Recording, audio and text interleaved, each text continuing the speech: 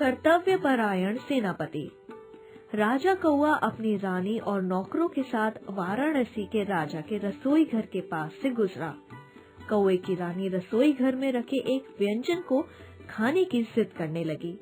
रानी की जिद पूरी करने के लिए कौआ राजा के सेनापति ने किस प्रकार कर्तव्यपरायणता दिखाई, इस रोचक चित्रकथा को पढ़कर जानो।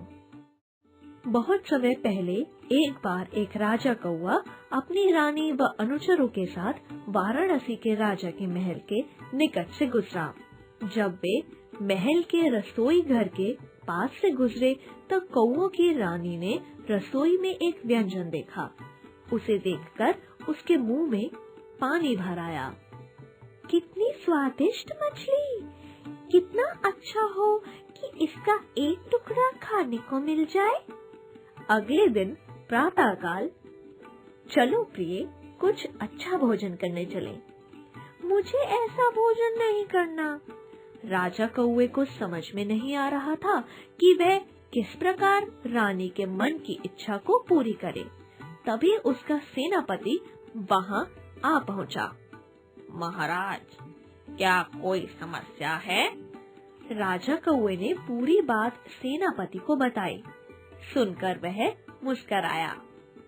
इसमें चिंता करने की क्या बात है महाराज, मैं इसे अभी करके दिखाता हूँ।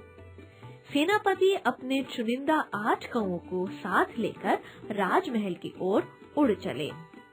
ध्यान से सुनो, जब रसोईया भोजन लेकर निकलेगा तो मैं उस पर आक्रमण कर भोजन गिरा दूंगा। उसी क्षण तुम में से 4 अपनी अपनी चोंचों में मछली भर लोगे और बाकी 4 चावल। फिर तुम सभी रानी के पास उड़ जाना। जब रसोईया भोजन लेकर निकला तो सेनापति ने उस पर आक्रमण कर दिया। सेनापति की योजना सफल रही। उस दुष्ट कौवे को पकड़ो तुरंत! राजा ने रसोइये को आदेश दिया।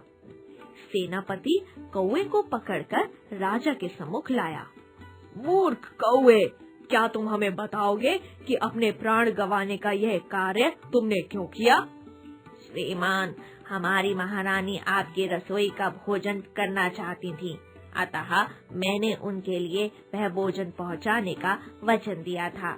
मुझे खुशी है कि मैं अपना वचन निभा सका। राजा उस कर्तव्यपरायण कौवे से बहुत प्रभावित हुआ। उसने उसे मुक्त कर दिया।